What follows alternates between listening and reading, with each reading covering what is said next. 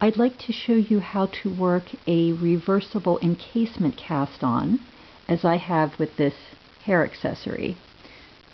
So I have encased a hair elastic in the cast on edge and then just worked outward. For this demonstration, I'm going to use a ring, and I will start by making a slip knot and placing the slip knot on the right needle. This is not a stitch. This is merely an anchor. I put the yarn in my left hand. If you are an English knitter, I know you really want the yarn over here in your right hand, but I'm pretty sure this cast on is easier to work with the yarn in your left hand. And I've got the yarn at the back. So I start by taking my right needle tip, put it into the ring front to back as if you are going to knit a stitch, wrap the yarn as you would for making a knit stitch, and then bring the yarn forward and look at what you have on your needle. Something that looks a lot like a knit stitch. The second half of the maneuver is to lift the yarn up behind the ring and then in between the ring and the right needle tip and up over the top of the right needle, very much like a yarn over. And that's your first pair of stitches. So I'll do that again. Right needle in, wrap as if for knitting, and bring it forward to create a knit stitch. And then lift the yarn up and over the top of the needle as a yarn over to create the second stitch of the pair. Try not to let go of the yarn.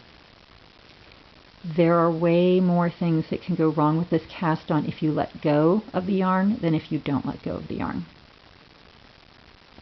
And I will do one more pair, so it's in and scoop and up to make a knit stitch, and then yarn over for the other half of the pair.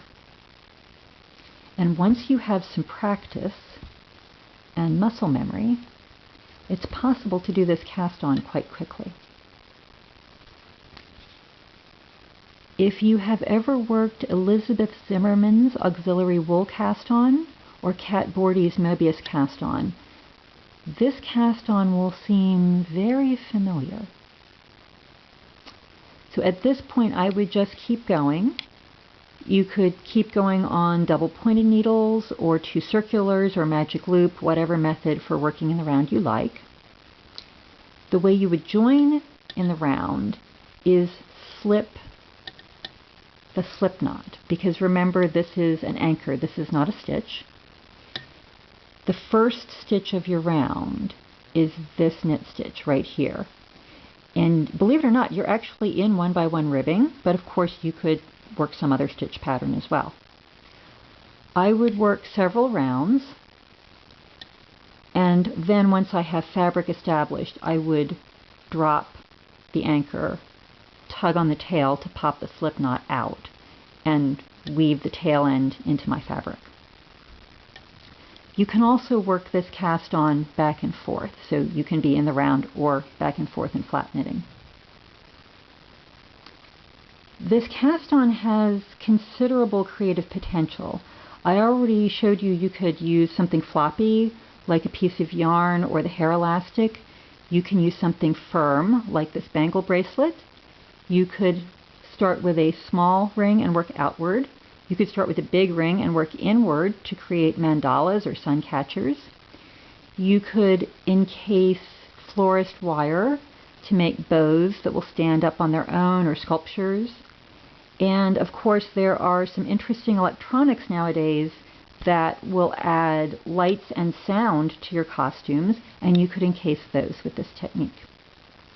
So there you are, a reversible encasement cast on with considerable design possibilities.